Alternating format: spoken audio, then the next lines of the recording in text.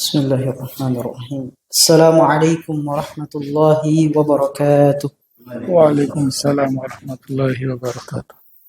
إن الحمد لله نحمده ونستعينه ونستغفره ونعوذ بالله من شرور أنفسنا وسيئات أعمالنا. من يهده الله فلا مضل له ومن يضلل فلا هادي له. أشهد أن لا إله إلا الله وحده لا شريك له وأشهد أن محمدا عبده ورسوله. اللهم صل وسلم وبارك عليه وعلى آله وأصحابه أجمعين. أما بعد. Jemaah yang dirahmati oleh Allah Subhanahu wa taala, alhamdulillah kita selalu bersyukur kepada Allah Subhanahu wa taala atas segala limpahan nikmat yang Allah Subhanahu wa taala karuniakan kepada kita semua, terutama nikmat iman, nikmat Islam yang kita memohon kepada Allah Subhanahu wa taala terus mendawamkan nikmat tersebut bagi kita agar kita selalu berada di atas jalan yang diridhoi oleh Allah Subhanahu wa taala. Salawat serta salam juga selalu kita ucapkan kepada Nabiullah Muhammad sallallahu alaihi wasallam, para keluarganya, sahabat-sahabatnya, dan setiap yang mengikuti jalan mereka hingga akhir zaman. Ikhwan dirahmati oleh Allah Subhanahu wa taala, alhamdulillah di pertemuan sebelumnya kita sama-sama telah mempelajari terkait dengan dalil yang pertama yang dibawakan oleh Syekh Muhammad ibn Abdul Wahhab rahimahullahu taala untuk menjelaskan kepada kita semua bagaimana hakikat atau bagaimana makna yang sebenarnya dari tauhid atau dari la ilaha illallah. Insyaallah di pertemuan kita kali ini kita akan sama-sama membaca, sama-sama mempelajari dalil yang kedua dan yang ketiga yang dibawakan oleh Syekh Muhammad ibn Abdul Wahhab rahimahullahu taala dalam rangka menjelaskan kepada kita tafsir tentang tauhid, tafsir tentang la ilaha illallah, agar kita menjadikan panduan ini dalam rangka merealisasikan tauhid kita kepada Allah, merealisasikan kalimat la ilaha illallah dengan sebenar-benarnya. Nah. Bismillahirrahmanirrahim. Alhamdulillah wassalatu wassalamu ala Rasulillah amma ba'du. Qala syarih rahimahullahu ta'ala wa nafa'ana bihi wa bi'ulumihi fi daraini amin. Al-ayatu tsaniyatu watsalisatu qauluhu ta'ala wa idh qala Ibrahimu li abihi wa qaumihi al-ayataini qauluhu bara'un ala wazni fa'alun wa hiya sifatun musyabbahatun minat tabarru'i wa huwa at-takhalli ay innani mutakhallin ghayatut takhalli amma ta'buduna illa alladhi fatarani. Wa Ibrahimu alaihi salatu wassalam qawiyyun fi dhatillahi. Wa qala dhalika mu'linan bihi li abihi wa qaumihi. Wa abuhu huwa Azar. Nah, ayat yang kedua dan ayat yang ketiga yang dibawakan oleh Syekh rahimahullahu taala di kitab tauhid, di bab tafsir tauhid wa syahadati an la ilaha illallah adalah firman Allah Subhanahu wa taala di dalam surah Az-Zukhruf ayat 26 dan 27. Wa qawluhu wa idh qala Ibrahimu li abihi wa qaumi innani bara'un mimma ta'budun illa alladhi fatarani. Firman Allah Subhanahu wa taala, dan ingatlah ketika Ibrahim berkata kepada ayah dan kaumnya, sesungguhnya aku berlepas diri mimma ta'budun, dari apa yang kalian sembah, dari semua yang kalian sembah, illa alladhi fatarani, kecuali zat yang menciptakanku.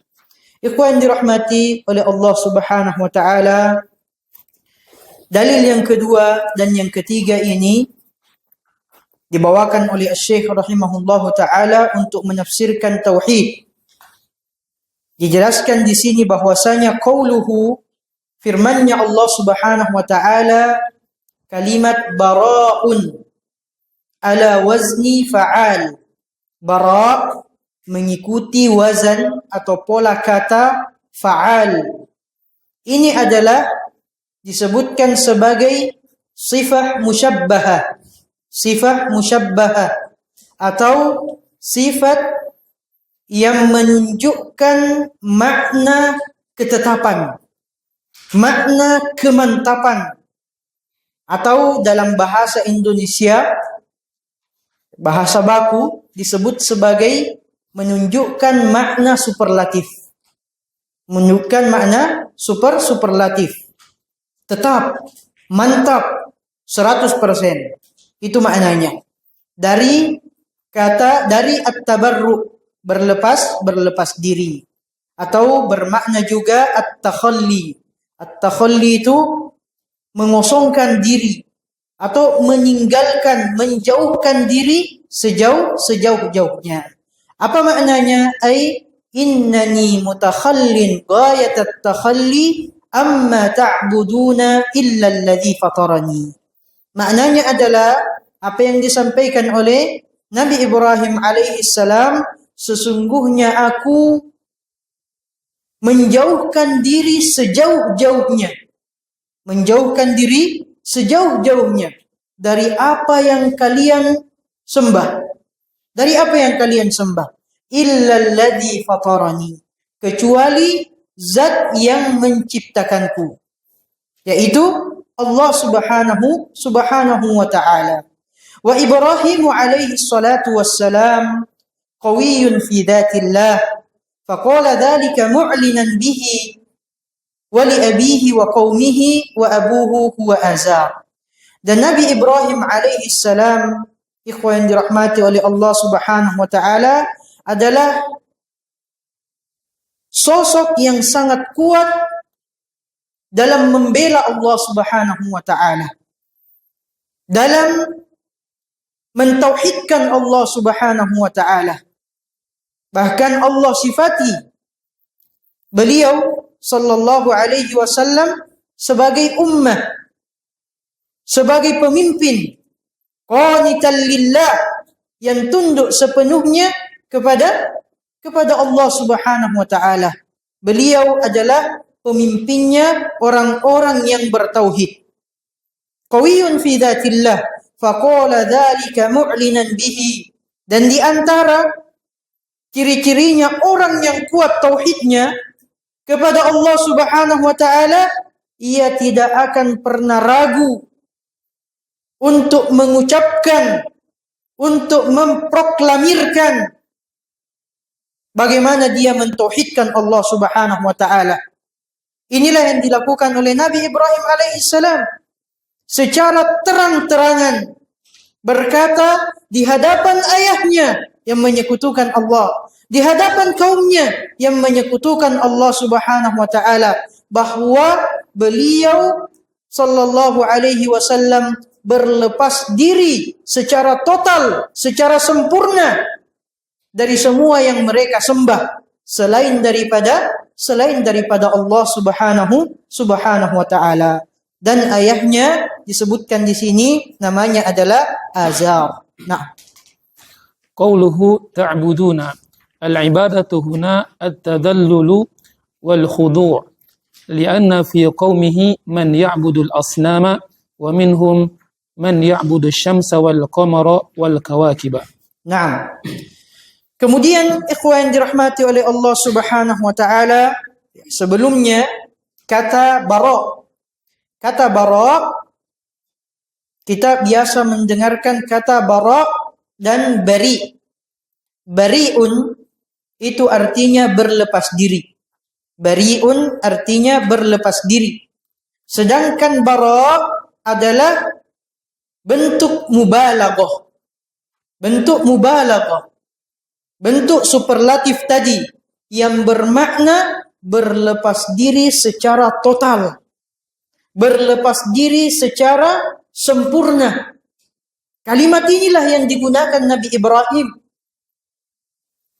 ketika menjelaskan bagaimana dia mentauhidkan Allah Subhanahu wa taala. Bagaimana dia berlepas diri secara total, secara sempurna dari setiap yang mereka sembah selain daripada Allah Subhanahu wa taala. Ini di antara inti akidahnya Ahlus Sunnah wal Jamaah yang diajarkan oleh beliau alaihi salatu wassalam, yaitu al-wala wal bara. Loyalitas dan disloyalitas. Loyalitas dan disloyalitas. Ini perkara akidah yang sangat penting, yang banyak dilupakan oleh kaum muslimin di akhir zaman. Seorang yang mentauhidkan Allah Subhanahu wa taala, tauhidnya tidak sah sampai dia mencintai Allah Subhanahu wa taala dan mencintai para muwahhidin. Orang-orang yang senantiasa mentauhidkan Allah Subhanahu wa taala. Ini makna al-wala. Ini makna loyalitas. Kecintaan kita kepada Allah yang sempurna, begitupun kecintaan kita kepada orang-orang yang mentauhidkan Allah Subhanahu wa taala. Kemudian tidak cukup sampai di situ saja. Ada al-bara. Ada yang disloyalitas. Kita harus berlepas diri. Dan berlepas diri di sini, berlepas diri secara total. Bukan hanya sekedar bari saja, tetapi bara secara total, secara sempurna dari kesyirikan, dari menduakan Allah Subhanahu wa taala. Begitu juga berlepas diri dari orang-orang yang senantiasa menyekutukan Allah Subhanahu wa taala. Wal bara'atu minasyirki wa ahli. Berlepas diri keislaman, di antara hakikat keislaman berlepas diri dari orang-orang yang dari kesyirikan dan orang-orang yang melakukan kesyirikan kepada Allah Subhanahu wa taala. Nabi Ibrahim, imamul muwahhidin, pemimpinnya orang-orang yang mentauhidkan Allah Subhanahu wa taala, mendeklarasikan, mengumumkan baraknya, bagaimana dia berlepas diri secara total, secara sempurna. Ini menunjukkan bahwa tauhid, ikhwan yang dirahmati oleh Allah Subhanahu wa taala, jangan disembunyikan. Jangan disembunyikan, harus ditunjukkan. Harus ditunjukkan. Dan ini juga menunjukkan bahwasanya tidak boleh ada mudahana dalam permasalahan tauhid. Mudahana, berbasa-basi, bercanda dalam permasalahan tauhid. Begitupun ketika kita mengajak manusia untuk meninggalkan kesyirikan, tidak boleh ada mudahana di dalamnya. Sebagaimana di sini yang ditunjukkan oleh Nabi Ibrahim alaihi salam. Kemudian qauluhu ta'budun, firman-Nya Allah Subhanahu wa taala, ta'budun, yang kalian sembah, yang kalian beribadah kepadanya. Al-ibadatu huna at-tadhallul wal khudu. Makna dari ibadah di sini, ikhwan dirahmati oleh Allah Subhanahu wa taala, adalah at-tadhallul wal khudu. Merendahkan diri, at-tadhallul, merendahkan diri di hadapan Allah Subhanahu wa taala. Wal khudu, dan ketundukan yang sempurna terhadap segala yang menjadi keputusan Allah Subhanahu wa taala. Ini makna ibadah di sini, karena li'anna fi qaumihi man ya'budul asnam wa minhum man ya'budus syams wal qamar wal kawakib. Karena di antara kaum yang dihadapi oleh Nabi Ibrahim alaihi salam, di antara mereka ada penyembah berhala. Ada penyembah berhala. Dan di antara mereka juga ada yang menyembah matahari. Begitu juga di antara mereka ada yang menyembah al-qamar, bulan, dan juga ada yang menyembah benda-benda langit atau bintang. Jadi Nabi Ibrahim mendeklarasikan, mengumumkan tauhidnya kepada Allah Subhanahu wa taala yang bersifat umum. Mimma ta'budun, dari apa saja yang kalian sembah. Dari apa saja yang kalian sembah. Ini mencakup segala bentuk sesembahan selain daripada Allah Subhanahu wa taala.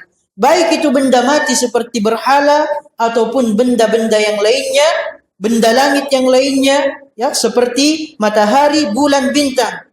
Ini menafsirkan bahwasanya ikhwan yang dirahmati oleh Allah Subhanahu wa taala, tauhid adalah menolak semua bentuk ibadah kecuali hanya kepada Allah Subhanahu wa taala. Naam. Qauluhu illa alladhi fatarani jam'un baina an-nafyi wal itsbati. Fan-nafyu bara'un mimma ta'budun wal itsbatu illa alladhi fatarani. Fadalla ala anna at-tauhida la yatimmu illa bil kufri bima siwallahi wal imanu billahi wahdah. فمن يكفر بالطاغوت ويؤمن بالله فقد استمسك بالعروة الوثقى وهؤلاء يعبدون الله ويعبدون غيره لأنه قال إلا الذي فطرني والأصل في الاستثناء الاتصال إلا بدليل ومع ذلك تبرأوا منهم. Naam, qauluhu berikutnya kelanjutan dari firman Allah Subhanahu wa taala di ayat yang kedua, illal ladzi fatarani, kecuali zat yang menciptakanku. Jama'a bainan nafyi wal itsbat.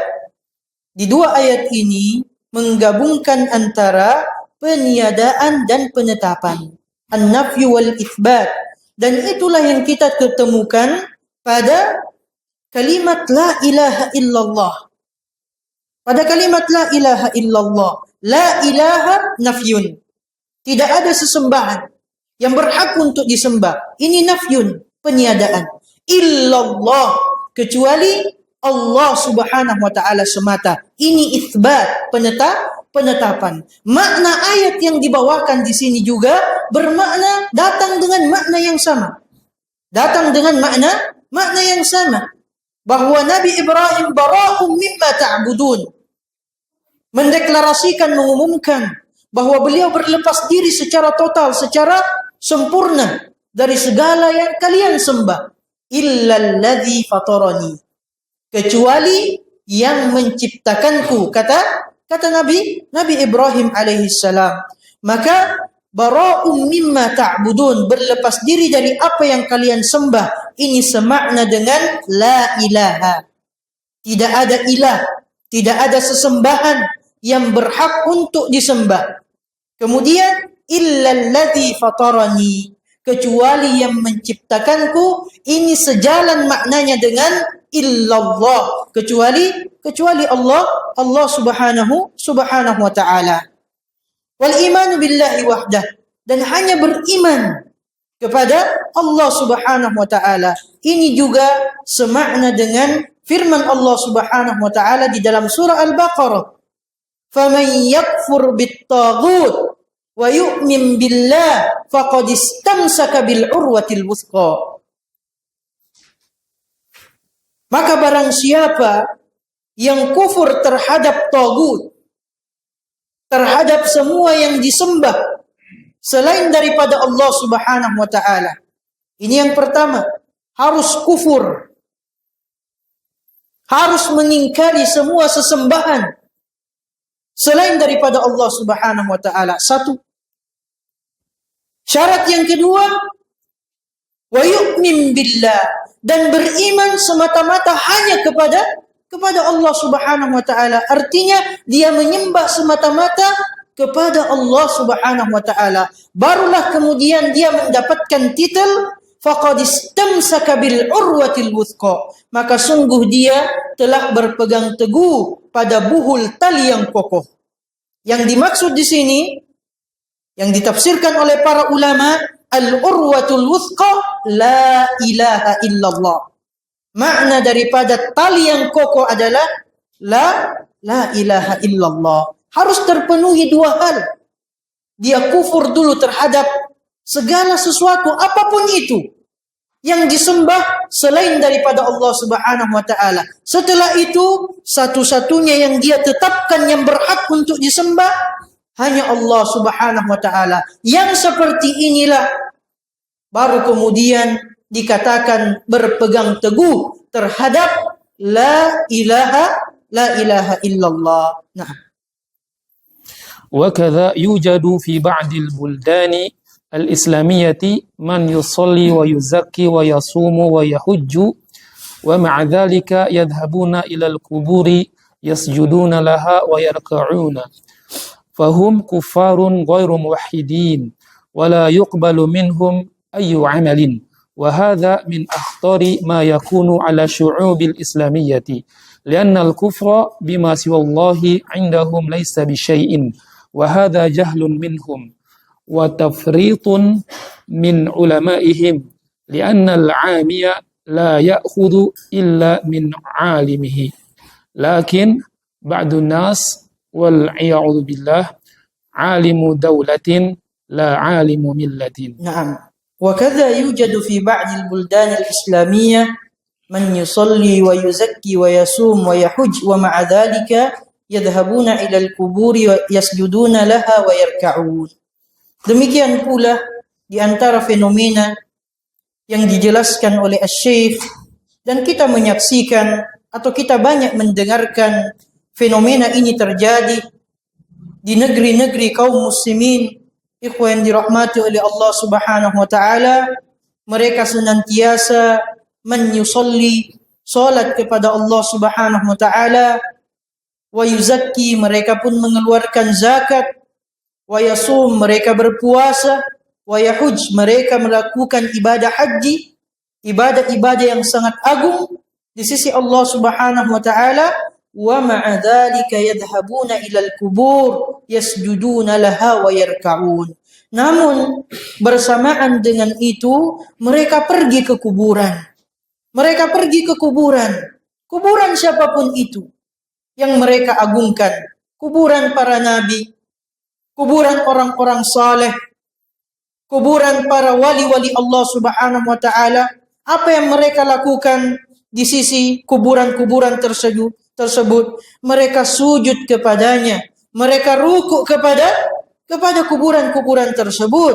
Fahum kuffar ghairu muwahhidin. Pada hakikatnya, ikhwan dirahmati oleh Allah Subhanahu wa taala, mereka bukan orang yang beriman kepada Allah. Mereka orang yang kufur kepada Allah Subhanahu wa taala. Mereka bukanlah orang-orang yang mentauhidkan Allah Subhanahu wa taala. Wala yuqbalu minhum ayyu amal. Dan kalau kondisinya seperti ini, amalan-amalan yang mereka lakukan, salat yang mereka lakukan, zakat yang mereka bayarkan, puasa yang mereka lakukan, haji yang mereka lakukan, itu tidak diterima di sisi Allah Subhanahu wa taala. Ketika misalnya sebelumnya mereka melakukan ibadah-ibadah tersebut, ibadah-ibadah yang sangat agung di sisi Allah Subhanahu wa taala, kemudian berikutnya dia datang ke kuburan, sujud kepada kuburan tersebut, maka ibadah-ibadah yang sudah mereka lakukan sebelumnya, meskipun pada saat itu mereka ikhlas melakukannya karena Allah Subhanahu wa taala, gugur semua pahalanya di sisi Allah Subhanahu wa taala. Walaqad uhiya ilaik, ketegasan yang Allah sampaikan kepada nabinya yang paling mulia. Sungguh telah diwahyukan kepadamu wahai Muhammad, la in asyrakta la yahbatanna amalu. Kalau engkau melakukan kesyirikan, maka pasti amalan-amalanmu akan gugur semua. Wala takunanna minal khasirin, dan pasti engkau akan menjadi orang-orang yang merugi. Termasuk orang-orang yang merugi. Di ayat yang lain, walau asyraku la habita anhum ma kanu ya'malun. Seandainya mereka melakukan kesyirikan kepada Allah Subhanahu wa taala, maka sungguh amalan-amalan yang mereka sudah lakukan gugur semua di sisi Allah Subhanahu wa taala. Kalaupun mereka beribadah kepada Allah, di samping itu mereka juga beribadah kepada selain Allah, maka amalan tersebut tidak akan pernah diterima di sisi Allah Subhanahu wa taala. Karena amalan yang diterima di sisi Allah Subhanahu wa taala hanya yang bersumber dari orang yang mentauhidkannya. Hanya bersumber dari orang yang ikhlas melakukan ibadah tersebut semata-mata untuk Allah Subhanahu wa taala. Untuk itulah kita diperintahkan untuk beribadah. Wa ma umiru, dan tidaklah kalian diperintahkan illa liya'budullah, kecuali beribadah kepada Allah yang harus didasari mukhlishina lahuddin, dengan keikhlasan. Kalau tidak didasari dengan keikhlasan, bukan itu perintahnya Allah Subhanahu wa taala. Maka segala apa yang Allah Subhanahu wa taala perintahkan kepada kita, ketika kita melaksanakannya, kita betul-betul melaksanakannya dalam rangka untuk mencari wajahnya Allah Subhanahu wa taala, dan jaga amalan-amalan tersebut. Jangan sampai amalan-amalan yang sekian lama sudah kita kumpulkan, sudah kita laksanakan, ikhlas karena Allah Subhanahu wa taala, dibatalkan pahalanya oleh Allah Subhanahu wa taala karena satu dosa yang sangat besar, yang bisa saja kita terjerumus wal iyadzu billah ke dalam dosa tersebut, yaitu menyekutukan Allah Subhanahu wa taala. Oleh karenanya Syekh Muhammad bin Shalih Al-Utsaimin rahimahullahu taala menjelaskan, wa hadza min akhtari ma yakunu ala asy-syu'ub al-islamiyah. Dan ini merupakan bahaya yang paling besar yang menimpa bangsa-bangsa Islam, yang menimpa negeri-negeri kaum muslimin. Ikhwan dirahmati oleh Allah Subhanahu wa taala. Apa yang terjadi sekarang di Sudan? Kita mungkin sama-sama sudah mendengarkan beritanya. Ada dua kekuatan besar yang berperang di dalamnya. Dan sudah banyak korbannya. Sudah banyak nyawa yang melayang karena peperangan tersebut. Salah seorang dai berasal dari Sudan. Jadi ini bukan kita yang mengomentari apa yang terjadi di sana. Ditanyakan kepadanya, atau ada orang yang mengeluh kepadanya. Karena meskipun dalam kondisi yang seperti itu, huru-hara terjadi di mana-mana, yang dia sampaikan di setiap kajian yang dia isi, salah satu dai sunnah, dia senantiasa mengajak membahas tentang tauhid, membahas tentang kesyirikan. Itu saja yang selalu dibahas. Sehingga ada yang berkomentar, antum sudah tahu kondisi kita seperti ini, kenapa yang disampaikan tauhid terus? Kenapa yang disampaikan mengajak manusia untuk meninggalkan kesyirikan, mengajak manusia untuk meninggalkan kesyirikan, padahal kondisi kita dalam keadaan genting seperti ini? Apa yang disampaikan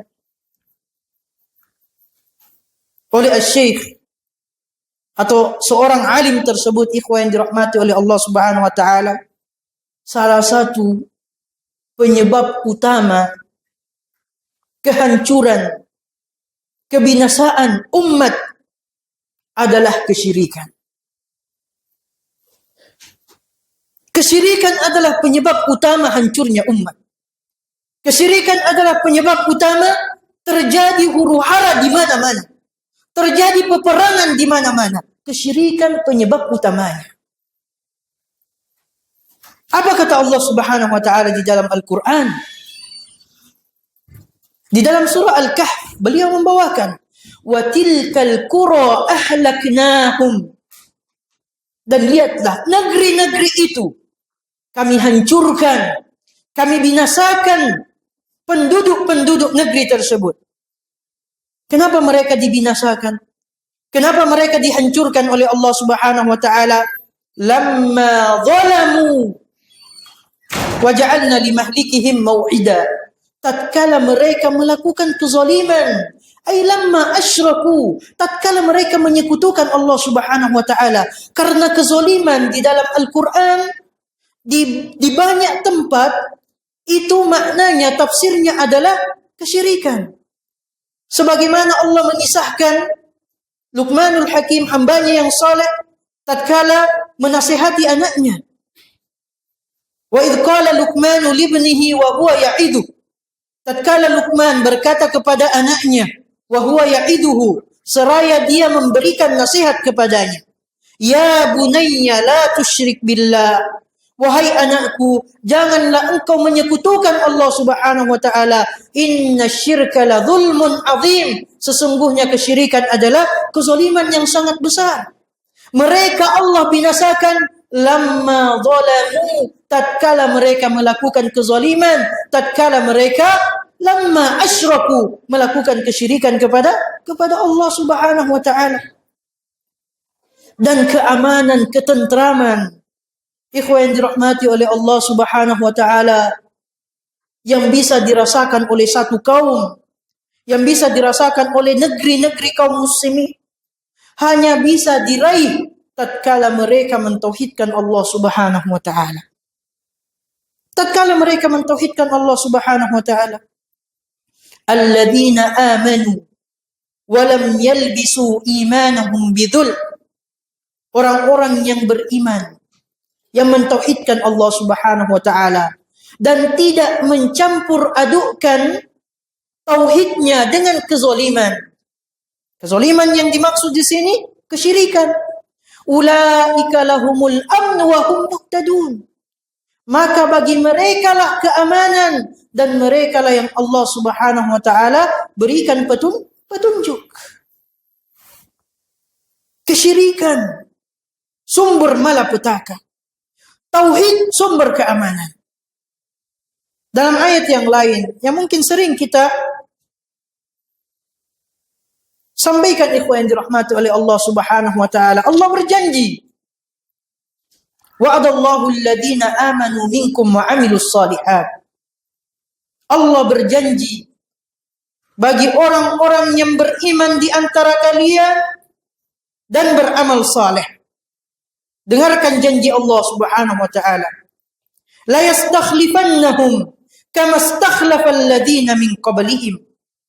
Allah pasti akan menjadikan mereka berjaya, kuat, menjadi pemimpin khalifah sebagaimana Allah telah buktikan perkara tersebut pada kaum-kaum sebelumnya. Bagaimana Allah menjadikan Nabi Daud alaihi salam berkuasa di muka bumi ini, Nabi Sulaiman alaihi salam berkuasa di muka bumi ini. Itu bukti dari Allah Subhanahu wa taala, dari hamba-hamba yang mentauhidkannya. Wala yumakkinanna lahum dinahum alladzi irtada lahum. Janji Allah, Allah pasti akan kokohkan hamba-hambanya berada di atas agama yang Allah ridhoi untuknya. Wala yubaddilannahum min ba'di khaufihim amna. Dan Allah akan menggantikan rasa takut yang mereka rasakan. Peperangan ikhwan yang dirahmati oleh Allah Subhanahu wa taala, itu rasa takut yang ada di tengah-tengah orang yang berperang. Itulah perasaan yang mereka rasakan. Oleh karenanya, salatul khauf itu kapan disyariatkan? Salatul khauf, salat takut, kapan disyariatkan? Pada saat peperangan terjadi. Pada saat peperangan terjadi, disyariatkan salatul khauf. Di sini Allah ceritakan wala yubaddilannahum min ba'di khaufihim amna. Allah akan gantikan rasa takut yang mereka alami, yang mereka rasakan dengan keamanan, dengan ketentraman. Apa syaratnya agar Allah merealisasikan janjinya? Ya'budunani la yusyrikuna bi syai'a. Mereka senantiasa beribadah kepadaku. Mereka senantiasa mentauhidkanku, tidak menyekutukanku dengan sesuatu apapun. Maka solusi utamanya agar kita mendapatkan keamanan adalah senantiasa mentauhidkan Allah Subhanahu wa taala, menjauhkan diri kita dari segala bentuk kesyirikan, menduakan Allah Subhanahu wa taala dengan sesuatu apapun, bahkan makhluk-makhluk yang paling mulia sekalipun, para malaikat, para nabi dan rasul-rasul, Allah Subhanahu wa taala tidak berhak untuk kita palingkan kepada mereka yang menjadi hak-haknya Allah Subhanahu wa taala. Tidak berhak kita palingkan kepada mereka ibadah yang semestinya kita lakukan hanya ikhlas untuk mendapatkan wajahnya Allah Subhanahu wa taala. Kejayaan yang sesungguhnya, keamanan yang sesungguhnya, ikhwan yang dirahmati oleh Allah Subhanahu wa taala, hanya akan Allah berikan kepada orang-orang yang senantiasa mentauhidkannya. Dan kehancuran, kebinasaan akan Allah buktikan dan akan Allah berikan kepada kaum yang senantiasa melakukan kezaliman, melakukan kekufuran, melakukan kesyirikan kepada Allah Subhanahu wa taala. Itulah yang disampaikan di dalam Al-Qur'an. Ini yang beliau jelaskan kepada orang yang mempertanyakan kepada beliau. Hafizahullah ta'ala. Kenapa dalam kondisi yang seperti ini masih saja tauhid yang menjadi pembahasannya, masih saja syirik yang menjadi pembahasannya? Karena itulah sebab utama apa yang terjadi saat ini, dan itulah solusinya untuk mendapatkan keamanan. Siapa yang mengatakan itu? Allah Subhanahu wa taala di dalam Al-Qur'an. Nah, وفي قوله إبراهيم صلى الله عليه وسلم إلا الذي فطرني ولم يقل إلا الله فائدتان. الأولى الإشارة إلى علة إفراد الله بالعبادة لأنه كما أنه منفرد بالخلق فيجب أن يفرد بالعبادة. الثانية الإشارة إلى بطلان عبادة الأصنام لأنها لم يفطركم حتى تعبدوها ففيها تعليل للتوحيد الجامع بين النفي والإثبات وهذه من البلاغة التامة في تعبير إبراهيم عليه السلام. نعم. وفي قوله إبراهيم عليه السلام إلا الذي فطرني, pada ucapan Nabi Ibrahim alaihi salam yang Allah abadikan di dalam Al-Quran, illalladzi fatarani, kecuali zat yang menciptakanku. Walam yakul illallah, dan beliau tidak mengatakan kecuali Allah Subhanahu wa ta'ala. Ada dua faidah yang bisa kita dapatkan dari frasa atau konteks kalimat yang digunakan oleh Nabi Ibrahim alaihi salam dalam hal al-itsbat di firman Allah Subhanahu wa taala yang mulia ini. Yang pertama, ikhwan dirahmati oleh Allah Subhanahu wa taala, al-isyaratu ila illati ifradillahi bil ibadah. Isyarat kepada illah, kepada alasan atau kepada sebab pengesaan Allah Subhanahu wa taala dalam hal ibadah. Kaum musyrikin termasuk kaumnya Nabi Ibrahim alaihi salam, ikhwan yang dirahmati oleh Allah Subhanahu wa taala, secara umum mereka mengetahui bahwa Allah Subhanahu wa taala adalah sang pencipta. Mereka mengakui rububiyahnya Allah Subhanahu wa taala. Untuk menegakkan hujjah kepada mereka, Nabi Ibrahim alaihi salam menggunakan kalimat illalladzi fatarani. Aku hanya menyembah kepada yang menciptakanku saja. Yang menciptakanku saja. Agar mereka berpikir. Kalau mereka meyakini bahwa ada zat yang Maha Esa dalam menciptakan, ada zat yang Maha Esa dalam menciptakan, semestinya mereka hanya beribadah kepada zat tersebut, jangan beribadah kepada yang lain yang tidak menciptakan mereka, yang tidak ada kemampuan untuk menciptakan mereka, memberikan rezeki kepada mereka, menghidupkan dan mematikan mereka. Ini di antara hikmahnya. Inilah yang disebutkan oleh ulama kita, kaidahnya tauhidur rububiyah yastalzimu at-tauhid al-uluhiyah. Tauhid rububiyah seseorang, ketika benar tauhid rububiyahnya kepada Allah Subhanahu wa taala, ketika benar, ketika sempurna tauhid rububiyahnya kepada Allah Subhanahu wa taala, semestinya itu melazimkan dia mentauhidkan Allah Subhanahu wa taala pada uluhiyahnya juga. Dan ini secara logika bisa diterima.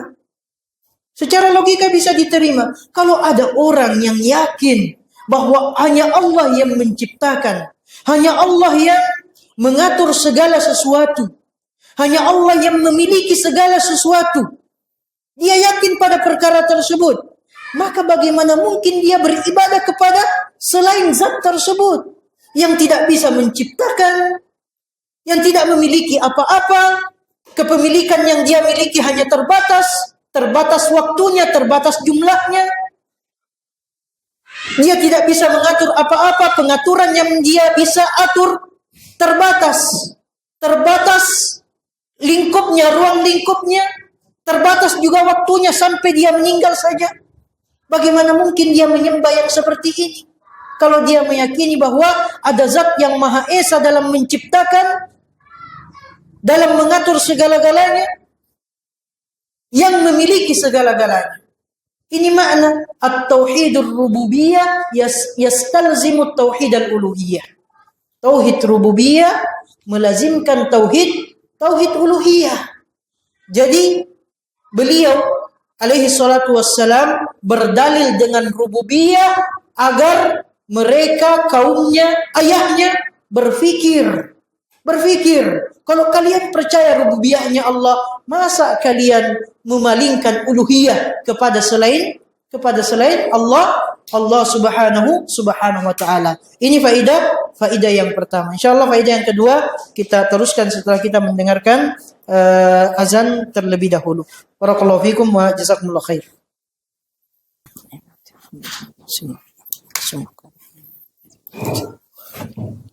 Naam. Bismillah wassalatu wassalamu ala Rasulillah wa ala alihi wa ashabihi wa man wala, amma ba'd. Sedikit kita lanjutkan ikhwan yang dirahmati oleh Allah Subhanahu wa taala, al-faidatu ats-tsaniyah. Faidah yang kedua dari kalimat isbat yang digunakan oleh Nabi Ibrahim alaihi salam, illa alladzi fatarani, kecuali zat yang menciptakanku. Al-isyaratu ila butlani ibadatil asnam li'annaha lam tafturhum hatta ta'buduha. Fafiha ta'lilun littauhidil jami' baina an-nafyi wal itsbat, wa hadhihi min al-balaghati at-tammah min ta'biri Ibrahim alaihi salam. Yang kedua, ikhwan dirahmati oleh Allah Subhanahu wa taala, merupakan isyarat bahwa penyembahan terhadap berhala itu adalah kebatilan. Kenapa? Karena sebagaimana yang kita jelaskan tadi, berhala-berhala itu tidak bisa menciptakan mereka. Bukanlah yang menciptakan mereka. Dan ini keyakinannya mereka. Mereka juga mengimani perkara tersebut. Yang menciptakan mereka itu adalah Allah Subhanahu wa ta'ala. Sehingga semestinya konsekuensi secara logika saja, konsekuensi logikanya saja tidak pantas untuk kalian sembah. Tidak pantas untuk disembah. Maka di dalamnya di sini disebutkan terdapat ta'lil, terdapat penyebutan alasan, penyebutan sebab untuk mentauhidkan Allah Subhanahu wa taala yang menggabungkan antara an-nafyu wal itsbat. An-nafyu wal itsbat, menafikan segala yang diibadahi kepada selain daripada Allah Subhanahu wa taala, kemudian mengisbat, menetapkan bahwasanya hanya Allah Subhanahu wa taala semata yang berhak untuk disembah.